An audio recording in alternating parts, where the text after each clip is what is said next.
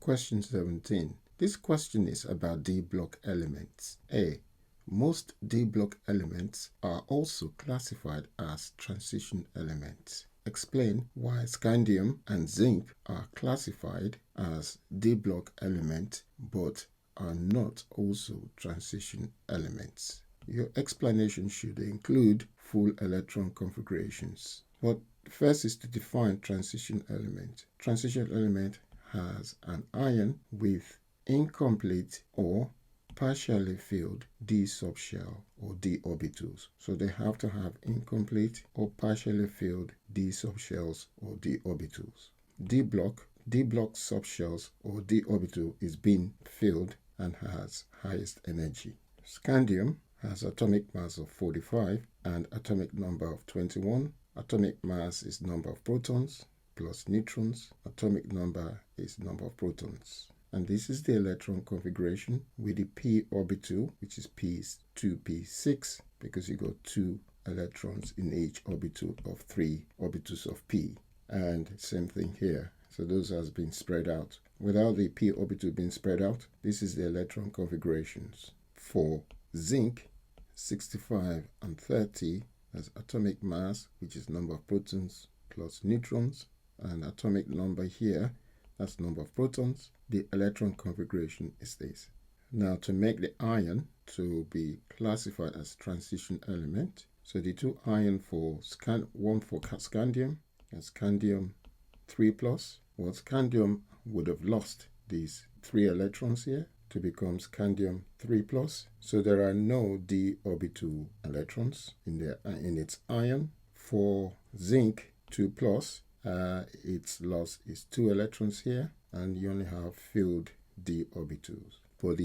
In both cases, ions have no partially filled d orbitals, hence they're not transition metals. As a transition metal, you must have incomplete or partially filled d subshells. In both cases, they don't have. This one doesn't have any d, and this one has filled d orbitals. It must be partially filled or incomplete. So therefore, zinc and scandium are both D-block element but not transition element. Compound A is a hydrated chromium 3 salt with a molar mass of 608.3 grams per mole and the following percentage composition by mass. Chromium is 17.10%, hydrogen is 3.94%, oxygen 63.13%, sulfur 15.83%. A student dissolves compound A in water. The resulting solution contains the complex ion Cr hydrated 6 water 3+. The student mixes the solution with aqueous sodium ethane dioate, that's sodium ethane dioate. A ligand substitution reaction takes place, forming a solution containing 3 isomers of a complex B ion of chromium 3. Complex B ion is a 6-coordinate and contain 2 ethane dioate ligands and 2 water ligands. The ethane dioate ions is the bidentate ligand shown below. Here's the structure of ethane dioate ligand. What is meant by a bidentate ligand? Well, this is the structure of the bidentate ligand. That means it's got 2 sources of a lone pair. So that's one lone pair, another lone pair. So bi means 2, and dente is the teeth, and that's a teeth, and that's a teeth. So dente is the lone pair and another lone pair there. A bidentate ligand donates 2 lone pairs of electrons to a metal ion or metal atom. So this is done by a single compound donating 2 lone pairs of electrons to a metal ion or metal atom. These lone pairs are forming dative covalent bond to the metal ion. So these are dative covalent bonding to the metal ion.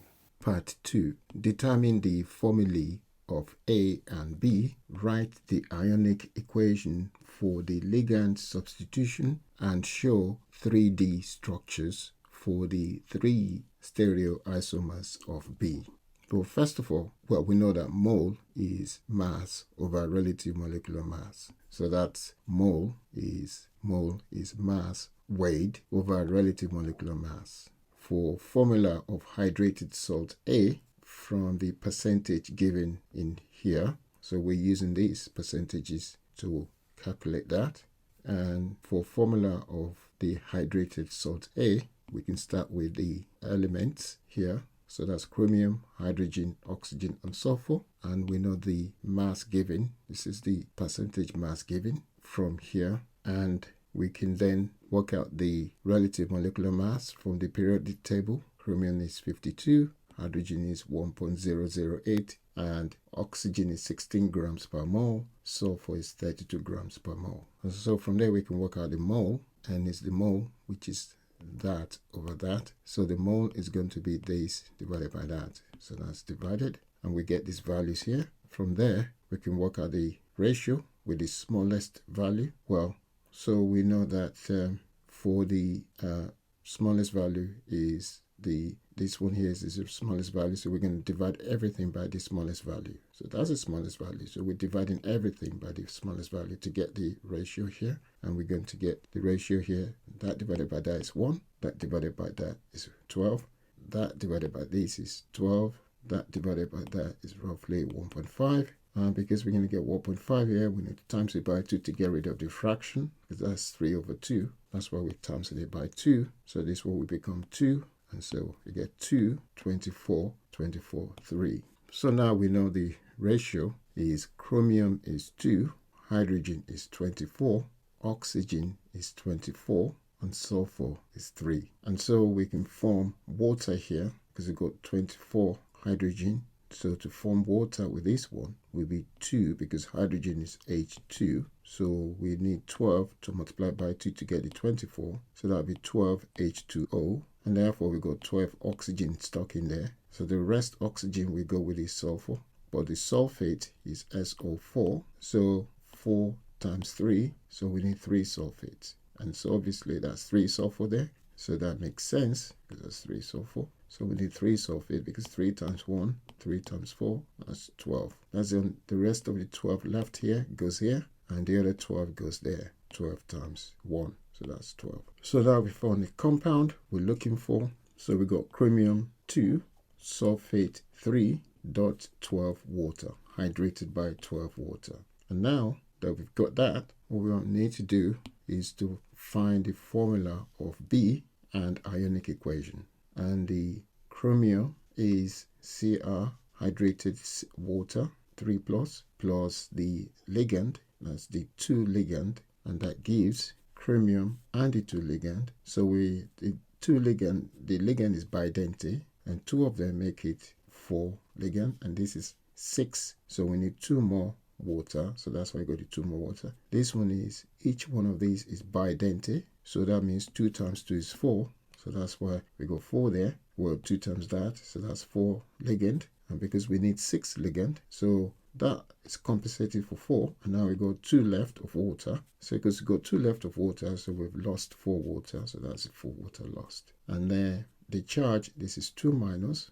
This is 3 plus. Well, because you got 2 times 2, so that's 4 minus, and 3 plus, so that'll be 1 minus. Because 2 times 2 minus is 4 minus, add 3 plus will be 1 minus left. That's why this is 1 minus. For the 3D structure of B stereoisomer, so we're going to get the first one here. So that's a chromium with the 2 ligands, bidentate ligand and bidentate ligand, and the 2 waters here. So that's this one here. So that's that structure, and that's the minus. And we can have another structure of that where the 2 waters are here and there, and then you can get the bidentate ligand here. So the bidentate ligand here. So that's another way of drawing the structure. These are the isomers you can get, the 2 isomers. But because this will have a mirror image, so that's the mirror there, which is putting that mirror there. So that's the mirror here, and that is reflected by the mirror. So you can see just the reflection, and so that is the stereoisomers. And finally, optical isomers, non-superimposable images. Because if you take this one and put it on top there, it's not the same. So they are optical isomers, non-superimposable images. The structure of this first diagram here is symmetrical about here. So if you look for the mirror image, it will be the same. That's why we didn't do mirror image of this. Only mirror image of these we can do. If I do the mirror image of this, it will be superimposable. That means this will be the same as its mirror image, because it would just be the same because it's symmetrical here, and that is not symmetrical, so I can get a different mirror image, and these ones are non-superimposable.